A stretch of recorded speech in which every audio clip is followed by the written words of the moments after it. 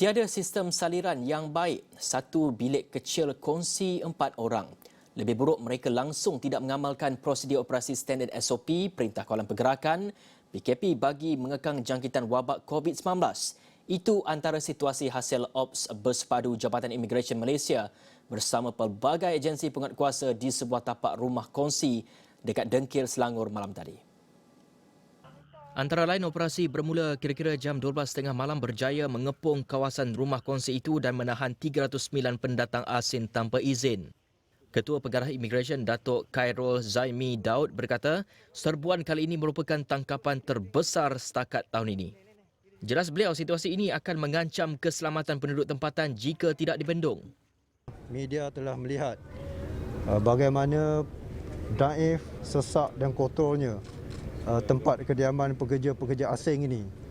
Kalau kita lihat di belakang sana, dalam satu bilik mereka tinggal sehingga 4 orang dalam keadaan di mana tidak ada sistem saliran perparitan, sistem tandas yang teratur, dan selain daripada itu mereka juga mempunyai tempat untuk mereka berkumpul, untuk mereka makan beramai-ramai.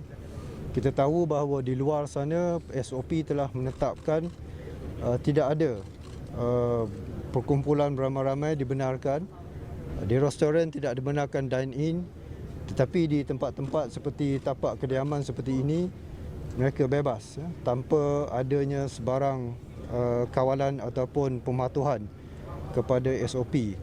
Seramai 189 anggota dan pegawai termasuk PDRM, Jabatan Pendaftaran Negara, Angkatan Pertahanan Awam dari Jabatan Tenaga Kerja Sumber Manusia melakukan saringan sejumlah 715 warga asing.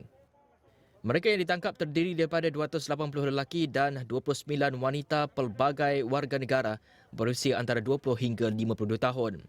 Hasil siasatan mendapati wanita asing yang ditahan adalah warga Indonesia yang dibawa masuk menggunakan pas lawatan sosial hingga tinggal lebih masa. Kesalahan lain termasuk tidak memiliki dokumen perjalanan sah dan tiada permit kerja. Kesemua mereka dibawa ke Ibu Pejabat Jabatan Imigresen Malaysia di Putrajaya. Untuk rekod, sebanyak 80 operasi dan tangkapan dilakukan sejak pelaksanaan Perintah Kawalan Pergerakan 3.0 bermula 1 Jun hingga 15 Jun.